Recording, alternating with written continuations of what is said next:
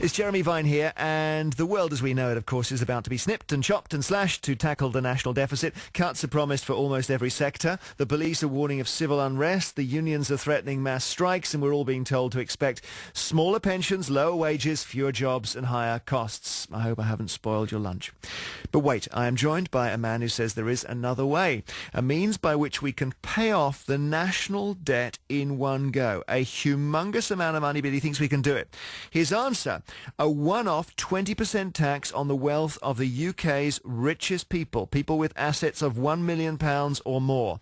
So, if you've got a collection of valuable paintings, if you've got a big valuable home, maybe more than one valuable home, if you've got a drawer full of jewellery, it's all totted up and you pay a fifth of the value of those possessions to the state.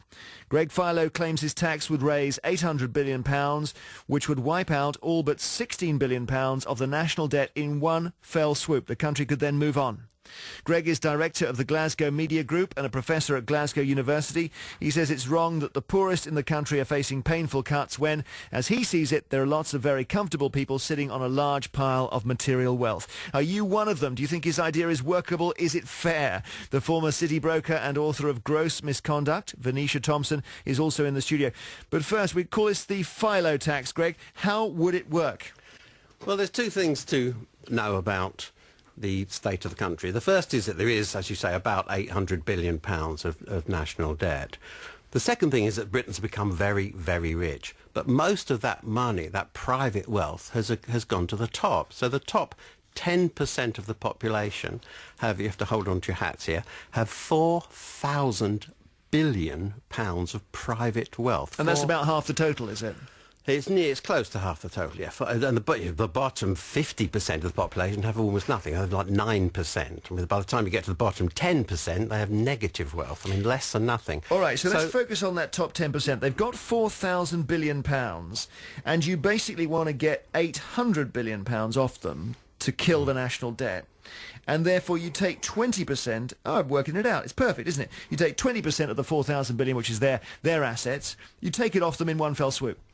You can do that. They can pay if they want to, but actually the beauty of the plan is they don't have to pay it immediately. They can pay interest on what they a small rate of interest. When I wrote the Guardian article, I said you could have it like a sort of student loan for the rich, you know, and that they would pay a low rate of interest on what they owe, or they can pay it off when they die as a sort of super death duty. Okay, so someone, as I understand it, this is people with assets of about £1 million or more.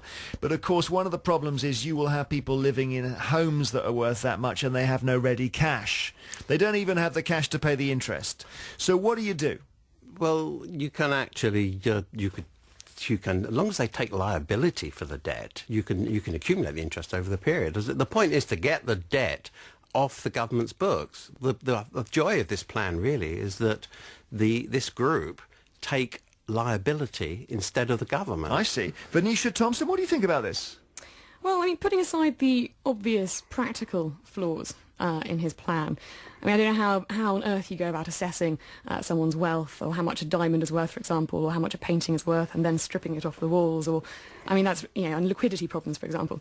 But yeah, aside from that, I'm just confused as to Mr. Philo's objectives.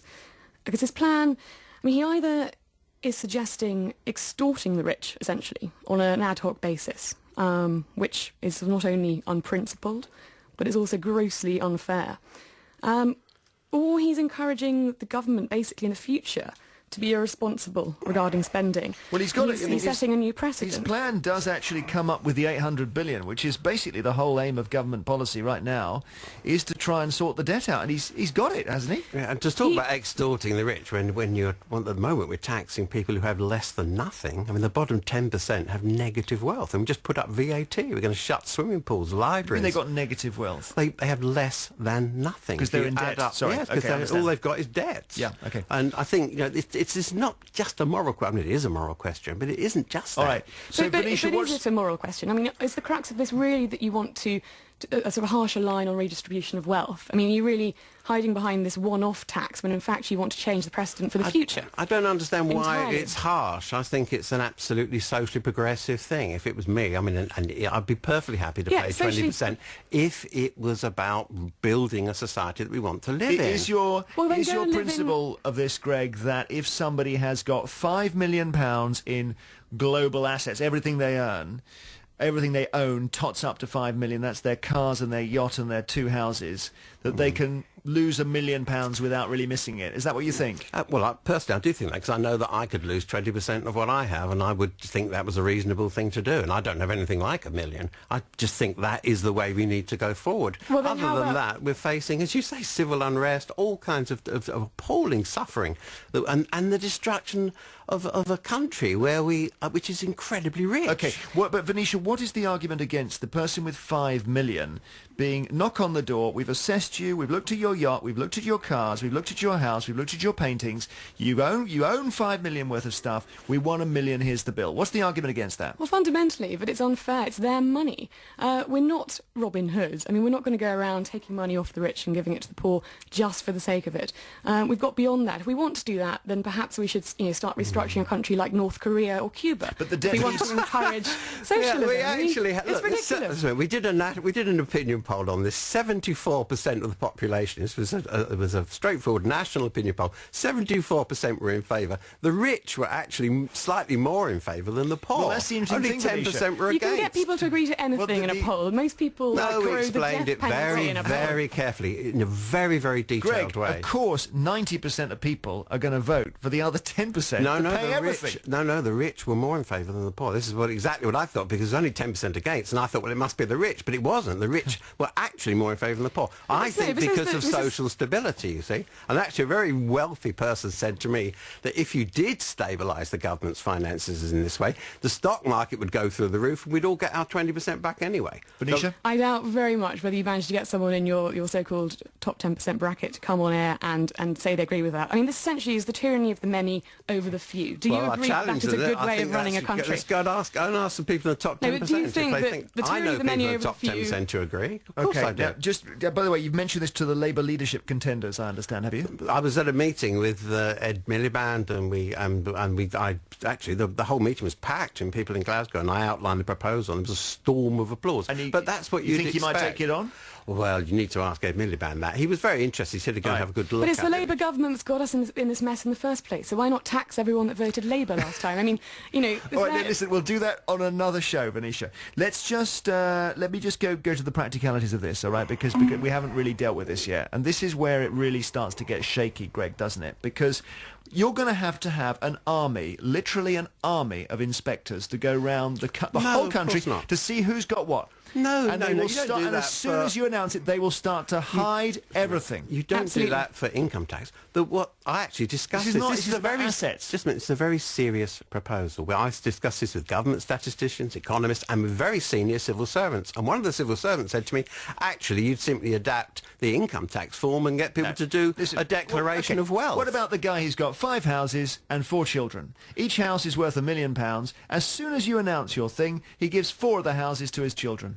Well, then this is actually calculated on household wealth. So actually, you wouldn't get out of it that way. And the government figures the we whole family used- gets assessed. Well, it was £4 million per household. This was what it was on. But I think all of these figures are on the Glasgow Media Group website, and I hope people go to the website, Glasgow Media Group. you can't Just Google it. You can see how much wealth there is. No, wait a and minute. actually, how easy it would be to do this. We're talking about how proposal. you actually find out what an individual owns. Now, looking at what they've earned in the past is not a guide, because they could tell you that they gambled it all in a casino But and if lost it. people So you lie- have to go and find their jewellery. How do you do that? People lie about their income, and if they do, they go to prison. I mean, this is simply all you're saying is that people have to obey the law. Assessing income and, and of course they assessing have to someone's obey the law. possessions and someone's wealth are two very No. different You things. assess your own. I know So exactly you're- how much wealth So you're I've saying got. that someone's going to come forward and say, yes, I've got this diamond ring which is worth X amount. Of course they do. Yes, They're going to declare absolutely. it. And why not? Not just you give can it do to a someone else. declaration of, you know how much your houses are worth, and if you own 5 houses, you know it's not worth £100,000, don't you? I mean, you know But you think what people they're actually worth. have liquidity to do this? I mean, would you actually say You that don't a million... need liquidity because it's You can do be paid need off when you liquidity. die. Alright. No, you can And pay it then- off when you die. You don't need And then their liquidity. kids get clobbered. Fascinating. We're going to get so many comments. Thank you very much indeed for spelling it out. Greg Philo, Director of the Glasgow Media Group and Professor at Glasgow University. And did you write about this somewhere today? Was it in The Guardian? In The Guardian, I read Okay. that's all on the website. People Go to can look Glasgow at it. Media Group website. They can read all the figures and everything. All there. right, all and right. I hope tell people that this needs to go on the media, that this needs to be put to the candidates and to the government. You know, and each time people say there's no alternative to the cuts, then you ring up to the television and to the radio and say, yes, there is an alternative. I read it on the Glasgow Media Group website. Thank you. Venetia Thompson as well, former city broker and author of Gross Misconduct.